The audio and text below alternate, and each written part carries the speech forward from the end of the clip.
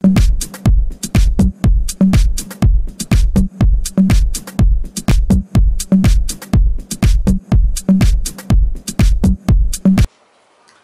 and welcome to everyone. Welcome to Dev classes where you learn the concept of physics. Today we will start new topic dispersion of light from chapter Human Eye and Colorful World from class 10th. तो जैसे कि आप जानते हैं previous video में हमने discuss किया था refraction through a glass prism. तो आज हम डिस्कस करने वाले हैं कि आखिर ये प्रिज्म वर्क कैसे करता है। तो उसके लिए बेटा हमको समझना पड़ेगा what is dispersion of light. तो आइए देखते हैं। The process of splitting of light into its component colors is called dispersion of light.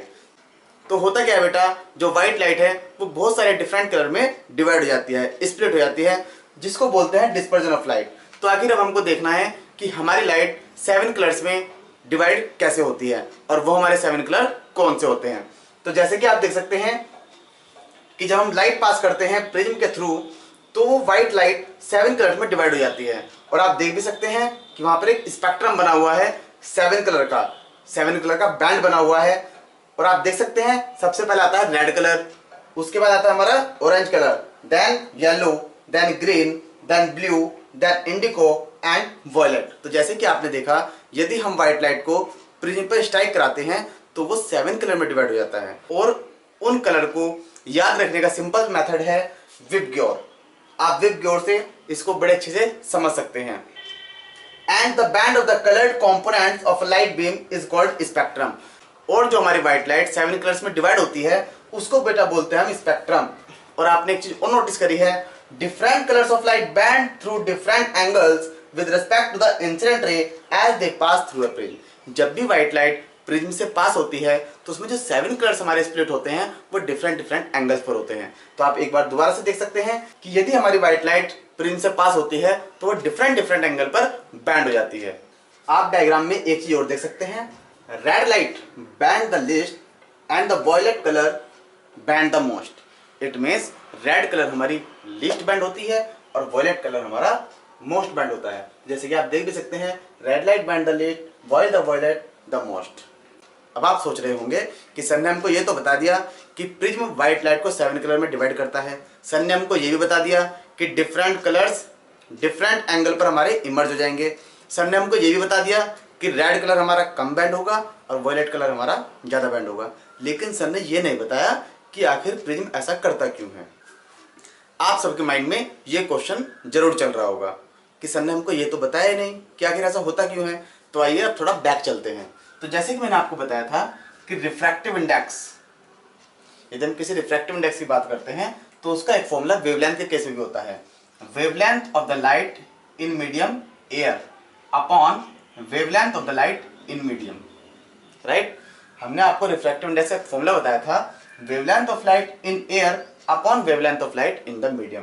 तो आप देख सकते हैं यदि हम यहाँ पर लैम्डा एम लिखते हैं तो लैम्डा नॉट अपॉन एन हो जाएगा। इट मींस जो वेवलेंथ ऑफ लाइट एयर में होगी यदि हम उसको एन से डिवाइड कर दें तो वेवलेंथ निकल जाती है लैम्डा एम। अंडरस्टूड।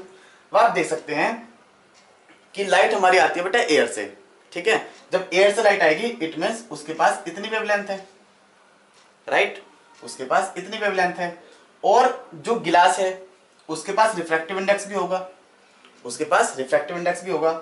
और आप एक चीज और नोटिस कर सकते हैं कि जो लैम्डा एम है वो एन के इनवर्सली प्रोपोर्शनल है, राइट। इट मींस जिस कलर की वेवलेंथ लार्ज होगी, जिस कलर की वेवलेंथ लार्ज होगी वो उतना कम बैंड होगी और जिस कलर की वेवलेंथ स्मॉल होगी वो उतना ज्यादा बैंड करेगी। तो रेड कलर हमारा बैंड इसलिए कर रहा है लीस्ट क्योंकि red colour have larger wavelength, क्योंकि रेड कलर की लार्जर वेवलेंथ होती है, क्योंकि एन तो हमारा सेम रहेगा सबके लिए, रिफ्रैक्टिव इंडेक्स सबके लिए सेम रहेगा, लेकिन डिपेंड किस पे करेगा, लैम्डा पर, राइट। और violet colour have shorter wavelength, right, shorter wavelength. तो यदि इसके पास शॉर्टर वेवलेंथ है तो ये हमारा ज्यादा बैंड करेगा। First of all white light split into 7 colour bye Newton. सबसे पहले व्हाइट लाइट को 7 कलर में न्यूटन ने डिवाइड किया था। अब न्यूटन ने क्या किया कि जो व्हाइट लाइट से 7 कलर डिवाइड हुए थे उसके सामने एक और प्रिज्म रख दिया सेम ऑर्डर में। उन्होंने सोचा कि इस प्रिज्म को रखने के बाद और कलर हमारे डिवाइड हो सकते हैं। लेकिन ऐसा नहीं हुआ और कलर डिवाइड नहीं हुए। तब उन्होंने क्या किया कि दूसरे प्रिज्म को अपोजिट ऑर्डर में रख दिया, इन्वर्ट करके रख दिया। अब उन्होंने देखा कि जो हमारी व्हाइट लाइट से 7 कलर डिवाइड हुए थे वापस वो व्हाइट लाइट बन चुके हैं, जैसे कि आप डायग्राम में देख भी सकते हैं।